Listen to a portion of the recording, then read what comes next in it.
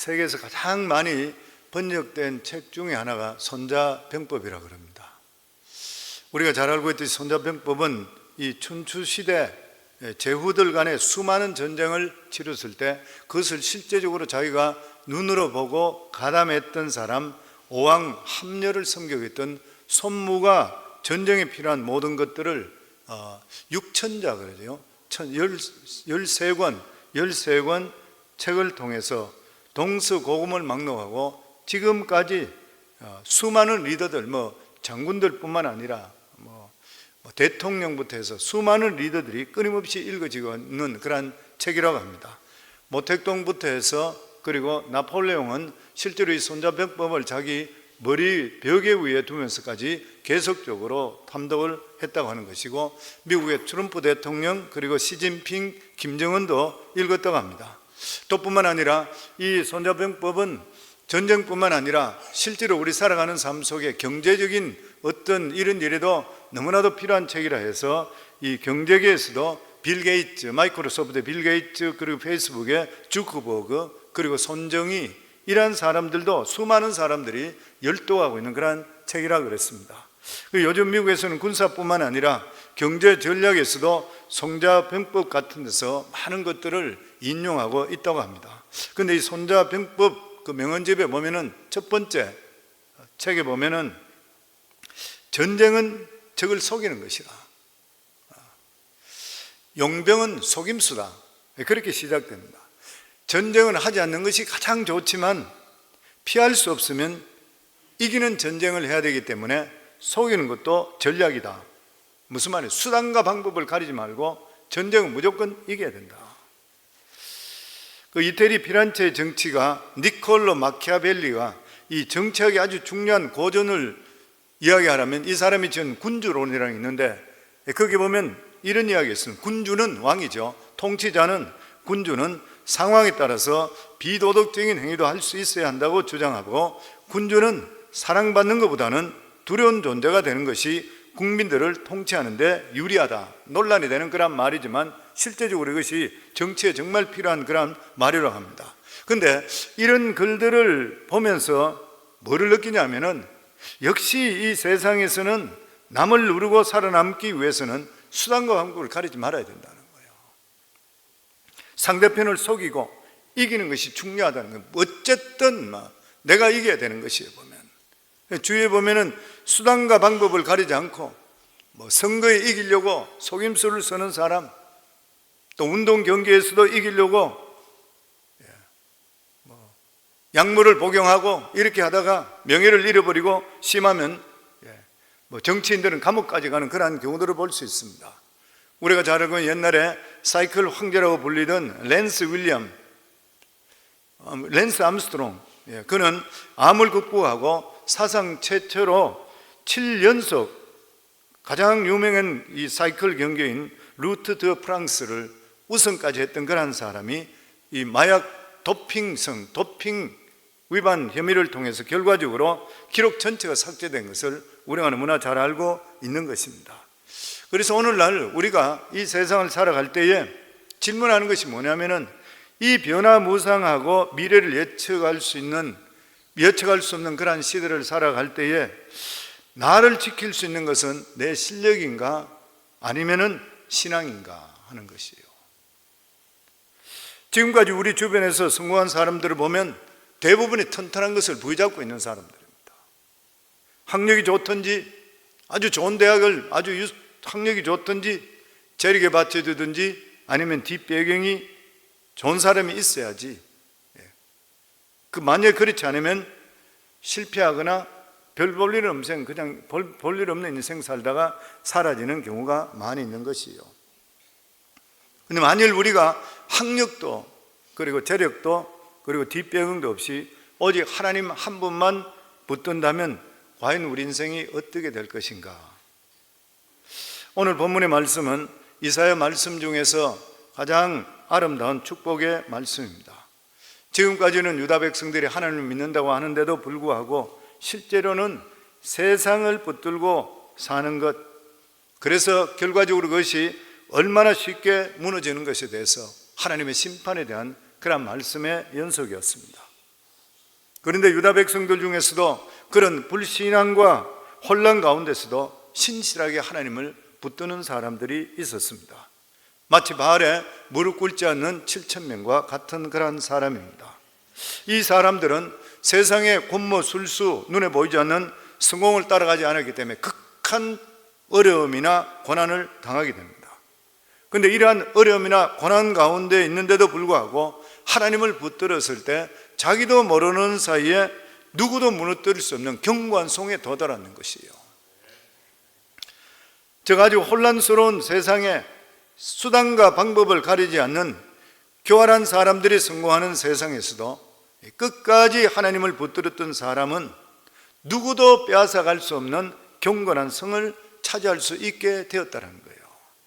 그러나 반대로 세상적인 방법으로 높은 자리에 올라가고 세상적으로 든든한 자리를 차지했던 그러한 사람들은 모두 무너지고 진흙더미 속에 떨어지고 사람들에게 밟히게 되더라는 것이에요. 우리는 세상에서 배워야 될 것이 참으로 많이 있습니다. 그러나 세상에서 성공하고 출세하는 것을 배우기보다는 하나님 앞에서 바른 믿음을 배우는 것이 영원히 무너지지 않게 되어 있다고 하는 것이에요. 그래서 오늘 1절 말씀에 이렇게 말씀합니다. 우리 같이 한번 읽습니다. 그날에 유다 땅에서 이 노래를 부르리라. 우리에게 견고한 성읍이 있으며 여호와께서 구원을 성벽과 외벽으로 삼으시리로다. 여기 보면 그날에 하나님께서 유다 백성들을 회복시키는 그날에, 물론 지금 상태로 볼 때는 당장 유다 백성들의 형편이 너무나도 힘듭니다. 알곡과 가라지가 같이 섞여 살며 하나님을 붙들지 않는 사람들, 그리고 붙드는 사람들이 섞여가 살아가고 있습니다. 근데 일이 크다 보니까 이 유단에서 하나님을 붙들지 않는 사람 수가 훨씬 더 많았던 것이에요. 이 사람들이 주류를 이루고 있었고, 그런 중에서 하나님을 붙든 사람들은 아주 극소수였었습니다. 그래서 유다는 결국 세상 따라가는 자들의 손에 붙들려서 망하는 쪽으로 가게 되었던 것이에요. 그러나 하나님께서는 그동안 누구도 발견하지 못했던 한 성읍을 준비하고 계셨습니다. 사실 유다 백성들에게 이 오래전부터 이 견고한 성읍이 준비되어 있었던 거예요. 근데 그들 눈으로 볼 수가 없었어요. 왜냐하면 그들이 영적으로 눈이 어두웠기 때문인 것이에요. 마치 엘리사의 하인이었었던 게하시와 같은 것이죠. 본문의 이사야 선지자는 이 성에 대해서 말씀하기를 여호와께서 구원을 성벽과 외벽으로 삼으시리라 했는데, 이 성을 엘리사 선지자가 본 적이 있습니다. 우리가 잘 알고 있듯이 엘리사일 때 아람 왕이 이스라엘을 공격하려고 할 때마다 이스라엘이 미리 알고 길목에다가 군인들을 배치해 놓기 때문에 자기들이 번번이 패해버렸습니다. 자기들이 어떤 계획을 세운다 하더라도 이스라엘이 다 알고 있었던 것이에요. 그러니까 중신들을 모아놓고 나서 이 중에 분명히 스파이가 있다, 그렇지 않고는 어떻게 우리가 여기서 이야기했는 것을 그들이 먼저 알고 그렇게 매복시킬 수가 있어서 번번이 패할 수 있냐 했을 때, 그 중에 신하가 이야기하기를, 왕이여, 이 이스라엘에는 엘리사라는 그런 선지자가 있는데 이 사람은 왕의 침실에서 이야기하는 것까지 다 알고 있습니다. 그 엘리사의 영감을 통해서 이 왕이 이야기하는 것까지도 전부 다 알고 있다고 하는 것이에요. 그랬을 때 왕이 이 엘리사를 그러면 잡으면 될 거 아니냐, 그래서 엘리사가 어디 있느냐 찾아보라 했을 때 지금 도단성에 와 있습니다 했을 때 전 군대를 동원해서 도단성을 포위하게 되잖아요. 아침 일찍 그 하인이었던 이 게하시가 일어나서 성을 내다보는 순간에 밖에 이 아람 군대들이 완전히 포위되어 있는 것을 보게 됩니다. 그것을 보고는 깜짝 놀라서 선생님이여, 우리가 아람 군대에 포위됐습니다. 그랬을 때에 이 엘리사가 하나님께 기도하면서 게하시에게 하나님께서 보내주신 천군 그리고 불경거를 보게 해달라고 기도했을 때 갑자기 눈이 뜨이면서 이 군사들 뒤쪽에 천사들이 이끄는 불병구와 불말들이 쫙 포위하고 있는 그 모습을 보게 되는 것이요. 우리 성도들도 마찬가지입니다. 성도는 늘 말씀드리듯이 우리가 바른 믿음에 서 있고 하나님 뜻 가운데 살게 될 때는 하나님께서 불병거와 불말을 보내주셔서 우리를 보호해 주시는 줄 믿습니다. 눈에 보이지 않는 것이에요. 천사가 눈에 보이지 않고 하나님 눈에 보이지 않잖아요. 그렇지만 하나님이 살아계신 거 믿으시죠? 오늘도 천사가 이거에 와 있는 걸 믿으시는가요? 하나님께서 우리를 보호해 주시고 계시는 것이에요. 아멘. 그래서 여기 보면 여호와께서 구원을 성벽과 외벽으로 삼으시리라. 여기서 구원은 모든 어려움으로부터 주님께서 다 건져 주신다는 그러한 말씀인 것입니다. 그래서 우리가 세월을 세상을 살아가면서 믿음 안에 살다 보면 정말 우리 속에, 우리 삶 속에 위험을 당할 때도 많고 힘들 때도 많았는데 정말 이상하게도 피할 길을 마련해 주시는 것, 하나님께서 우리를 보호해 주시기 때문인 것이에요. 아멘. 그렇기 때문에 결국 이 세상에서 가장 견고한 성은 눈에 보이는 것들이 아니라는 것이죠. 사람들이 요즘 한국에서는 공무원인 것 같으면 뭐 너무 좋다고 막 이거, 요즘도 미국도 경기가 왔다 갔다 하니까 공무원이 좋다고 해서 공무원 쪽으로 많이 가는 것 같아요. 공무원이나 아니면 아주 뭐 유수 기업이나 돈이든지 권력이 있는 것이 결과적으로 안전한 것이 아니라 눈에 보이지 않는 하나님의 계신 것이요, 하나님의 계신 것이 안전한 것인 줄 믿습니다. 아멘. 그런데 2절에 보면은 하나님께서 이스라엘과 유다 백성들에게 이 성문을 열어서 사람들로 하여금 이 나라에 들어오게 하라, 이렇게 말씀합니다. 2절 같이 읽습니다. 너희는 문을 열고 신의를 지키는 의로운 나라가 들어오게 할지어다. 여기서 가장 중요한 것은 우리가 어떻게 해야 이 성과 이 나라에 들어갈 수 있는 것인가 하는 것이에요. 사실 이 성이 눈에 보이면 들어가기 쉬운 것이에요. 근데 눈에 보이지 않는 것입니다.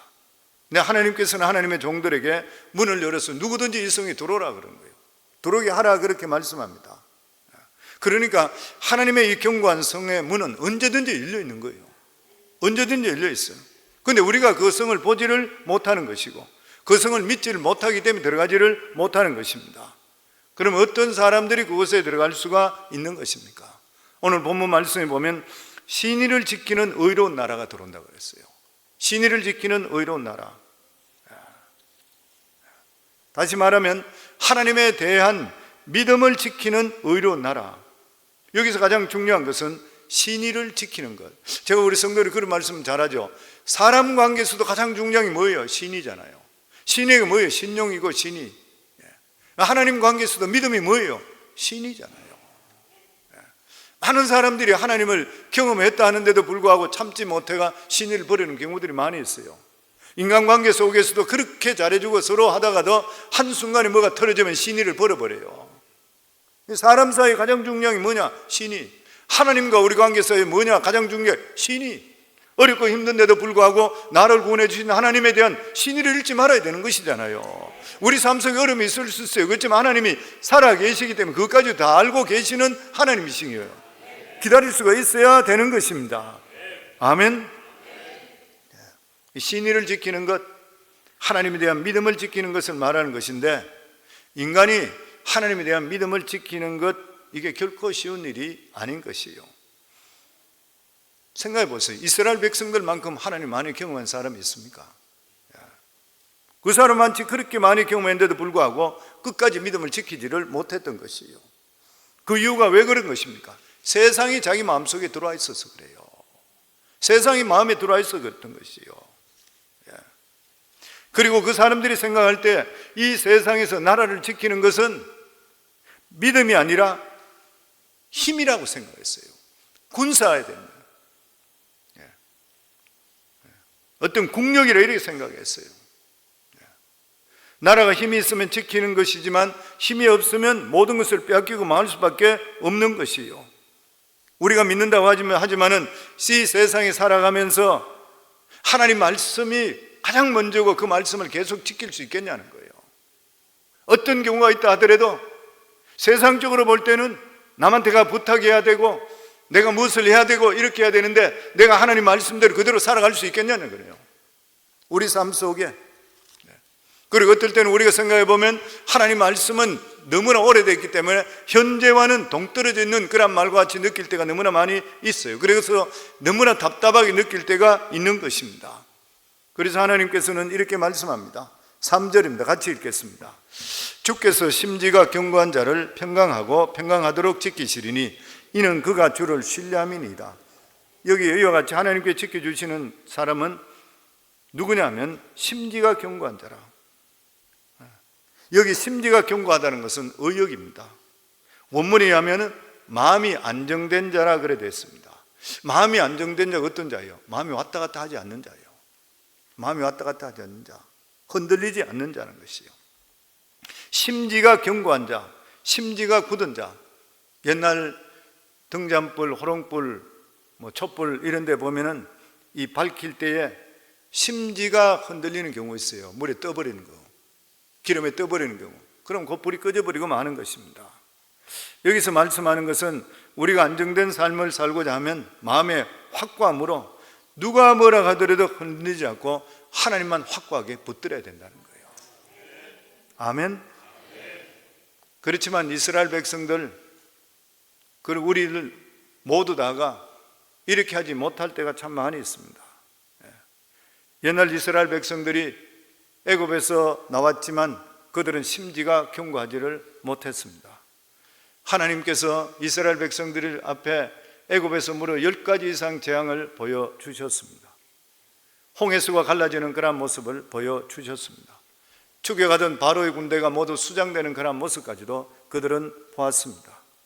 이스라엘 백성들이 가나안 땅에 들어가게 된데도 불구하고 그들은 가나안 족속들을 두려워하지 말고 하나님 말씀만 붙들고 살아라고 했는데도 불구하고 그들은 우상 숭배를 했습니다.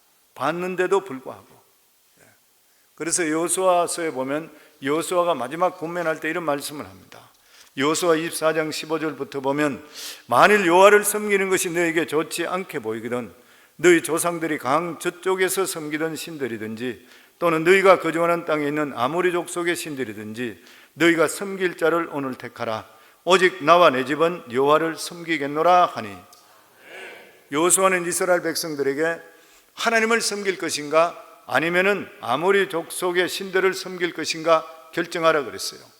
이것은 이 이스라엘 백성들이 세상 신을 섬겨도 된다는 그런 뜻이 결코 아닌 것이요. 하나님은 두 가지를 절대로, 이 하나님의 백성은 두 가지를 절대로 섬기지 못한다는 것이에요. 절대로 두 가지를 못 섬기는 거예요. 우리의 길은 하나님을 잘 믿음을 통해 하나님부터 복을 받아야 되는 것이에요. 세상을 따라가는 것은 많은 것입니다. 이때 이스라엘 백성들 모두 다가 여호수아에게 하나님만 섬기겠다 이렇게 약속을 합니다. 그때 여호수아가 이스라엘 백성들에게 주의를 주는 게 있어요. 주의를 줘. 그것은 뭐냐면 하나님은 보통 이스라엘 백성들이 생각하는 신이 아니시라 질투하는 하나님이시래. 왜 두 개를 못 섬기냐면 하나님은 질투하신대요. 그래서 19절에 보면 여호수아가 백성에게 이르되 너희가 여호와를 능히 섬기지 못할 것은 그는 거룩하신 하나님이시요 질투하는 하나님이시니 너희 허물과 죄를 사하지 아니하실 것이라. 우리가 다른 것을 섬기도 하나님이 내버려 두시는 하나님이 아니시라. 질투하는 하나님이시래. 왜냐하면 하나님께서 우리를 너무나 사랑하고 우리를 신부 삼아 주셨던 거예요. 그런데 신부 삼았던 신부가 다른 남자를 좋아한다 그러면 남편이 가냥 있을 사람이 누가 있는 것이에요? 똑같은 말씀인 것입니다. 우리가 예수를 믿는다는 것은 우리가 예수님과 우리 관계가 남편과 신부되는 것이에요. 우리가 신부됐다 그러면은 남편 되는 예수님께서 우리 인생 책임져 주시게 되어 있는 것이에요. 그럼에도 불구하고 곁눈을 팔게 된다고 할 때는 질투하시는 하나님이시라. 질투하시는 것이에요. 그래서 세상과 하나님을 같이 사랑하는 것을 하나님께 절대로 용납하시지 않습니다. 그런데 왜 이스라엘이 능히 하나님을 섬기지 못했습니까? 이 사람들이 세상 재미가 들어왔던 거예요. 마음속에 세상을 사랑하는 것, 세상 좋은 것이 돌아버렸기 때문인 것입니다. 그렇기 때문에 우리도 오늘날 하나님의 긍휼과 사랑으로 믿음 생활하는 것이지 우리의 의지와 노력으로 하나님을 섬길 수가 없는 것이에요. 믿음도 하나님께서 우리에게 주셔야 되는 것입니다. 그렇기 때문에 우리는 결사적으로 하나님 붙드셔야 돼요. 아멘. 우리가 어느 순간에 내 공로나 내 자랑하다 보면 은혜 떨어지면 나락으로 떨어지게 되어 있습니다. 그렇기 때문에 이와 같이 인간의 눈에 보이지 않는 하나님을 믿는다는 것이 얼마나 어려운 일인지 모르는 것이에요. 왜냐하면 인간이 또한 하나님의 형상과 모양으로 창조되기 때문에 머리가 비상해요. 창조적이고 아주 비상한 것이에요. 그런데 하나님 말씀만 믿으라고 하니까 답답하게 느낄 때가 너무나 많이 있는 것이, 왜냐하면 내 생각하고 틀릴 때가 너무나 많이 있기 때문인 것입니다. 그래서 인간은 정상적으로는 이 경관성을 발견할 수가 결코 없는 것입니다. 그러나 하나님의 백성이 고난을 당하든지 망하게 돼서 밑바닥에 떨어질 때 모든 사람이 자기를 욕하고 조롱할 때 오직 하나님 말씀만이 위로가 된다는 걸 그때 깨닫게 되는 것이에요, 보면은. 그래서 우리가 고난 당하고 어려움 당하기 전에 하나님 붙드는 것만큼 더 중요한 것은 없는데 그러기가 쉽질 않아요. 쉽질 않는 것이죠. 그래서 제가 우리 성도님께 늘 말씀드리는 것이 항상 우리 삶 속에 모든 것이 평탄하고 잘 될 때 더욱더 믿음 중심, 예배 중심, 하나님 중심적으로 좀 살아라는 거예요. 왜냐하면 목회하면서 보면은 좀 나아지고 조금만 직책도 좋아지고 모든 것이 나아지는 것 같으면 어느 순간부터 교회 잘은 눈에 안 떠요. 옛날에는 죽으라고 예배당에 나와서 예배드리고 하나님께 기도하고 이런 사람들이 어느 순간부터 살기도 나아지고 모든 형편이 나아지면서부터 기도 자리에 아예 보이질 잘 안 하는 것이에요. 그러고 나면 sooner or later 문제 당하는 것이 문제당해. 그때라도 엎드려서 돌아오면 회복되지만 거기에서 벗어나 버리면 끝나버리는 것이죠, 보면. 우리 자신들을 우리는 못 믿어요. 누구든지 우리 믿음을 우리 자신들이 믿을 수가 없는 것입니다. 그래서 성령 우리 자신들을 믿지 말고 하나님만 믿기를 주 이름으로 축원합니다. 그리고 어떤 어려움이나 힘든 가운데서도 하나님 말씀만 붙들면 우리가 다시 살아나게 되어 있어요, 보면은. 아멘. 왜냐하면 내 힘으로 사는 것이 아니라 내 안에 있는 하나님의 능력이 살아나기 때문인 것입니다. 아멘. 그래서 하나님의 백성이 견고한 성을 차지하려면 한 가지 결단을 해야 돼요. 그것은 뭐냐면은 눈에 보이는 성을 믿지 않고 세상 성공을 믿지 않고 하나님에 대해서 심지가 굳어야 되는 것입니다. 아멘. 저와 여러분 모두 다 하나님께서 우리를 구원해 주신 거 믿으신 거 확실하시다면 하나님에 대한 의리를 끝까지 지키기 바랍니다. 어떤 경우서 하나님이 이럴 수가 있습니까? 이러시지 마시고 어떤 일이 있다 하더라도 하나님 여간데 하나님 어떤 뜻이 있는 줄 믿습니다. 제가 잘못했으면 용서해 주시고 제가 더욱더 믿음 안에 살기를 원하니까 주님 저를 불쌍히 여겨주셔서 하나님 없이는 저는 못 삽니다. 계속적으로 고백하셔야 돼요. 아멘. 하나님께서 그런 사람에게 어떤 복을 주시냐면 평강하고 평강하도록 지켜주신다. 오늘 여기 말씀에 그렇게 말씀이 나왔습니다. 평강하고 평강하는 하나님의 그러한 복을 주신다 그랬어요. 평강하고 평강한다는 것은 지속적으로 평강을 주시는 것이요. 편할 때도 평강, 환난 당할 때도 평강. 그 편할 때나 그리고 또한 환난 중일 때, 편할 때 시험 들기 쉽잖아요. 편할 때 죄 가운데 빠지기 쉽잖아요. 환난 당할 때 원망하고 죄 가운데 빠지기 쉽잖아요. 그런데 하나님께서 너희가 나에 대한 심지가 이렇게 굳다면은 평강하고 평강하도록 해주라. 편할 때든지 잘 될 때든지 환난 중에서도 죄나 시험이 너희에게 절대 파고들지 않도록 하나님 지켜주신다는 거예요. 아멘. 그리고 이는 그가 신뢰함이라. 이는 그가 신뢰함이라. 주께서 심지가 견고한 자를 평강하고 평강하도록 지키시니 이는 그가 신뢰함이라. 견고한 성읍을 얻는 비결이 바로 여기 있습니다. 이들은 자기 능력이나 머리를 믿지 않고 하나님을 신뢰하는 것이 비결인 것이요. 하나님을 신뢰하는 것이 무엇입니까? 하나님 말씀을 세상보다 더 믿는 것이에요. 절대 안 쉽죠? 하나님을 경험하시면 믿게 되어 있습니다. 아멘. 그리고 하나님보다 앞서지 마셔야 돼요. 무슨 결정을 하시든지 간에 하나님께서 하실 수 내어드릴 수가 있어야 되는 것입니다. 그러기 위해서는 우리들은 살아가며 오직 주님만 바라볼 수 있어야 되는 것이요. 히브리 12장 2절에 보면 믿음의 주여 또 온전하게 하시는 인 예수를 바라보자. 아멘. 그리고 4절 말씀입니다. 우리 같이 읽겠습니다. 너희는 여호와를 영원히 신뢰하라. 주 여호와는 영원한 반석이심이라. 광야를 여행하는 사람들에게 커다란 바위는 아주 큰 도움이 됩니다. 짐승이 온다 할 때도 높은 바위에 올라가서 피할 수도 있을 것이고, 또 비가 막 억수가 쏟아지면 바위 밑에 들어가서 또 피할 수도 있게 되는 일인 것이죠. 또 바람이 막 불 때 몸이 막 날아갈 정도로 광야 같은 데는 불게 될 때 바위 옆에 서가지고 숨어 있으면 또 그 피할 수가 있게 되는 것이죠. 더욱이나 이스라엘 백성들은 광야에서 물을 얻지 못하게 될 때에 죽어갈 때 바위를 깨게 되니까 생수가 터져서 온 백성들 그리고 짐승까지도 다 먹게 되어서 살 수 있게 되었습니다. 그래서 하나님은 이러한 큰 바위처럼 하나님을 의지하는 자에게 영원한 반석이 되어 주시겠다 약속하신 것이요. 반석 그러면 다윗이 생각나잖아요. 다윗은 사울 왕으로부터 10년 동안 도망 다녔잖아요. 그때 부른 찬송 중에 시편 18편 1절에 보면 나의 힘이 되신 여호와여 내가 주를 사랑하나이다. 참 이 시가 시편이 다윗 시편이 마음을 참 울리는 이유가 뭐냐면 나의 힘이 되신 여호와여, 그러니까 다윗에게 하나님은 실제적으로 힘이 되었습니다. 수많은 사람들이 하나님 믿는데도 불구하고 관념적으로 믿는 사람 많아요. 관념적으로 믿습니다. 그런데 다윗은 하나님의 실제로 살아계신 것, 실제적으로 자기에게 도움을 주는 것을 믿었는 것이 개념이 아닌 것이요.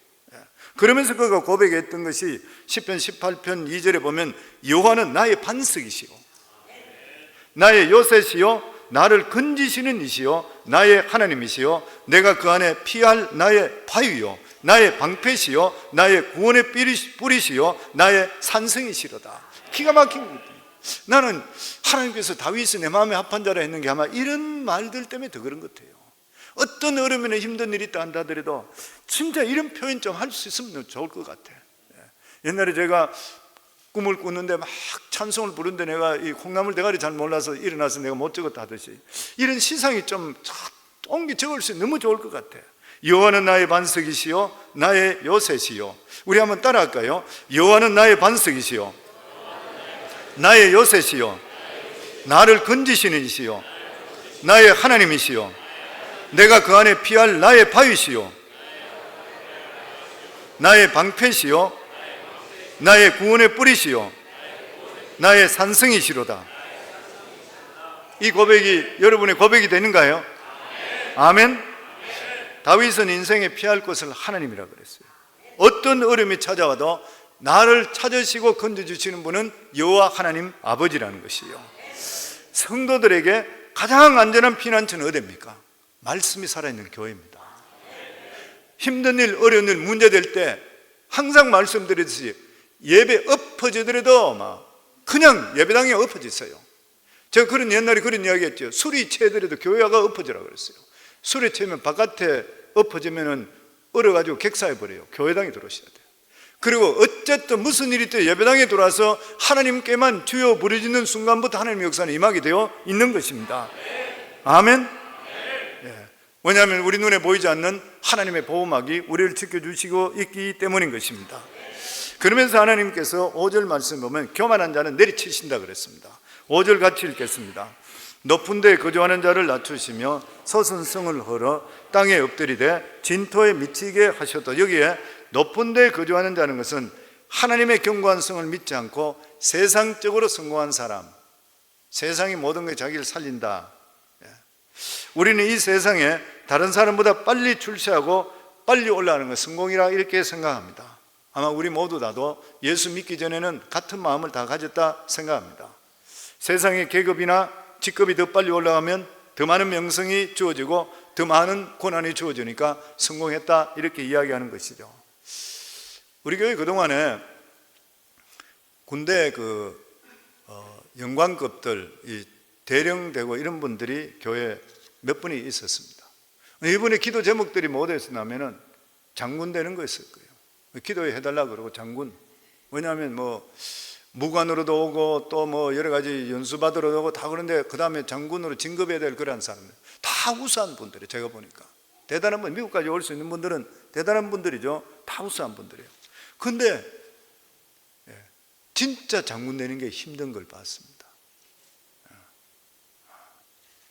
장군이 되면 위상과 대접이 완전히 틀린다 그랬죠. 그런데 문제는 뭐냐면은 이러한 계급이나 출세가 하나님 앞에서는 전혀 인정 안 된다는 거예요. 세상적으로는 그렇게 갖고 싶은데 불구하고 세상의 높은 지위에 올라가는 사람들은 스스로 대단한 사람이라고 느껴지기 때문에 죄를 짓는데 겁을 안 내는 경우가 있어요. 세상의 높은 자리나 돈을 많이 벌게 되면 죄를 짓지 않으려고 하면 이런 사람들이 매 순간 하나님을 두려워하고 자신을 말씀에 복종시켜야 되는데 이게 잘 안 되는 거예요.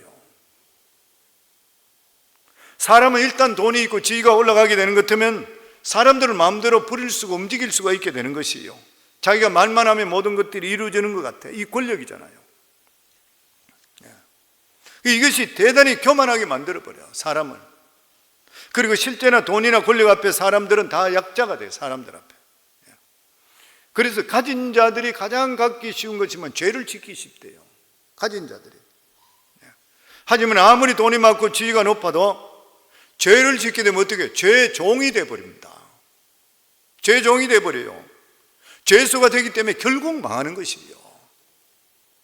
그러나 하나님을 붙드는 사람은 높은 지에 있든 낮은 지에 있든 상관없이 하나님이 지켜주시기 때문에 자기 앞에 있는 위기를 볼 능력이 가지고 위기를 뛰어넘을 수 있는 능력을 갖게 되어 하나님께 주시게 되어 있다고 하는 것이에요.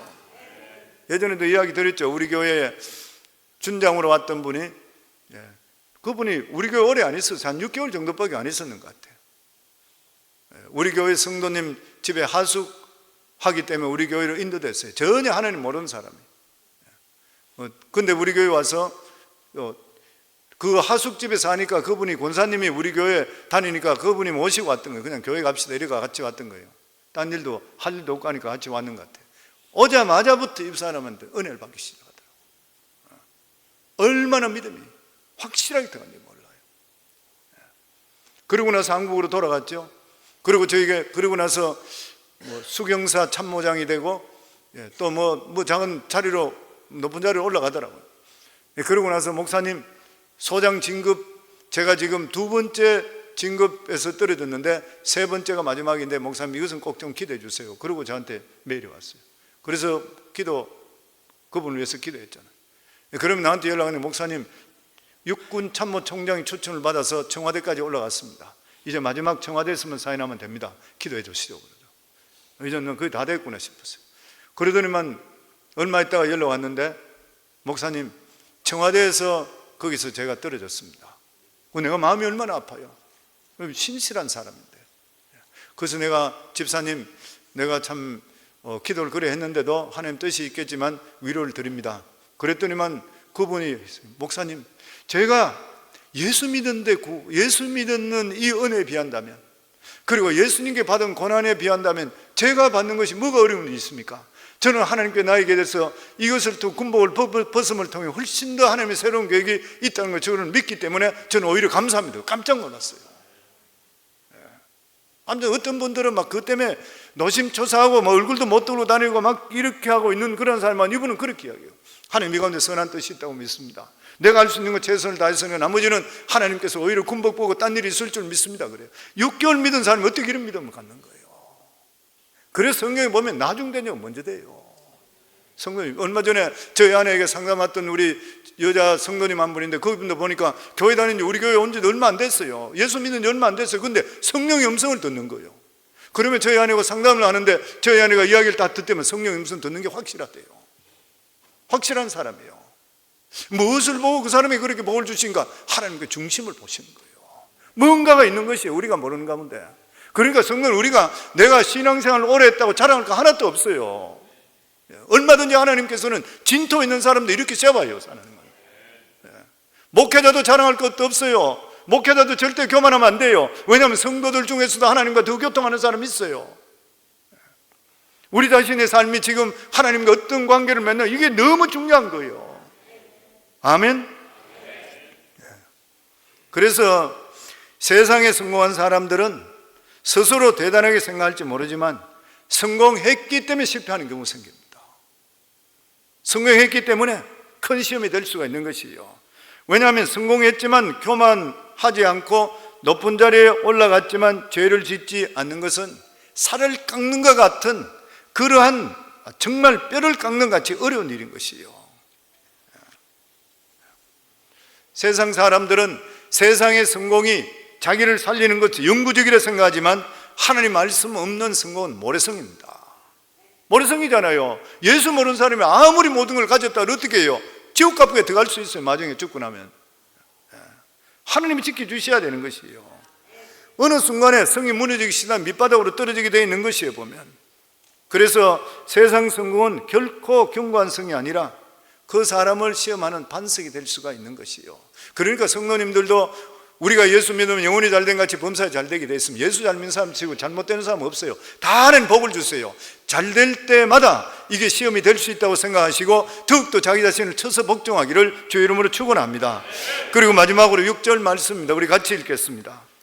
발이 그것을 밟으리니 곧 빈궁한 자의 발과 곤피한 자의 발걸음이니라. 이 하나님을 업신여기고 영원히 쇠도를 부릴 것 같은 사람이 한순간에 몰락하는 것을 경건한 사람들, 믿음의 사람들 눈으로 보는 거예요. 이걸 보게 되는 것이에요. 그때 그 사람들이 깨닫는 것이 무엇이에요? 이 세상에 필요 이상의 돈이나 권력이 사람에게 주어지는 것은 얼마나 큰 불행이 될 수 있다는 것을 깨닫게 되는 거예요. 깨닫게 되는 것입니다. 하나님께서 필요 이상의 재물이나 권력을 주시지 않는 것이 우리들에게 얼마나 큰 복이 될지를 모르는 것이요. 사람은 필요 이상의 권력이나 재물이 주어지면 반드시 교만해지고 짓지 말아야 될 죄를 짓는 경우들이 많이 있습니다. 그래서 성공하였지만 악하게 된 자는 결국 나중에 사람들 앞에도 발에 밟히게 된다는 거예요. 그래서 아굴의 잠언에 보면은 우리가 잘 아는 그런 아굴의 잠언 말씀입니다. 잠언 30장 8절로 보면은 곧 헛된 것과 거짓말을 내게 멀리하옵시며 나를 가난하게도 마옵시고 부하게도 마옵시고 오직 필요한 양식으로 나를 먹이시옵소서. 혹 내가 배불러서 하나님을 모른다 여호와가 누구냐 할까 하며 혹 내가 가난하여 도적질하고 내 하나님의 이름을 욕되게 할까 두려워함이니이다. 여기 지혜자는 우리가 너무 돈이 많거나 혹은 가난하게 되었을 때 생기는 폐단에 대해서 이야기하고 있습니다. 우리가 돈이 너무 많으면 하나님을 잊어버리고 하나님이 누구인지 모르겠다는 거예요. 성도님, 믿음의 나중에 가서 우리가 세상적으로 자꾸 빠지게 되고 영적인 감이 떨어지게 되면 하나님이 누군지 잘 모르게 됩니다. 내가 구원받은지 안 받은지도 몰라요. 언제는 구원받았다고 펄펄 뛰던 사람이 어느 순간부터 내가 구원이 진짜 있는 것인가 감을 잃어버린 것이에요. 똑같은 이야기는 여기 보면 모든 것을 너무 많이 가지게 될 때 하나님을 잊어버리고 하나님이 누군지 모르겠다는 것이에요. 왜냐하면 돈이 많으면 쓰고 싶은 생각이 들어요. 계속. 그리고 가지고 있는 부를 누리고 싶은 생각이 드는 것이에요. 물론 하나님께서 주시는 돈을 가지고 좋은 옷을 사 입고 그리고 좋은 음식 먹고 좋은 집 사는 것 절대로 죄가 아닌 것입니다. 절대로 죄가 아니죠. 왜냐하면 이 세상에 준 것을 누리라 그랬으니까 누리는 것이죠. 문제가 뭐냐면 우리가 잘 살게 되었을 때 가난한 사람을 업신여기고 또 쉽게 하나님께 간절한 마음이 없어지는 거예요. 간절한 마음이 없어집니다. 물론 우리가 잘 살게 되었다고 해서 하나님이 누구냐고 말하지는 않겠지만 하나님에 대한 마음이 옛날 같지 않고 간절하게 되질 않는 거예요. 성도님, 이것은 누구나 똑같습니다. 생각해 보세요. 사업이 안 되고 망하고 아니면 살기가 힘들고 이럴 때는 막 하나님밖에 없습니다 하고 철철 매달리면서 하나님께 새벽제단 샀고 나와가 막 그건 철야기도 하고 이렇게 했는데 내가 이제 배부른데 내가 옛날만큼 막 하나님을 간절히 사모하는가요? 아니에요. 진짜 그런 사람 천에 하나 만에 하나 있어요.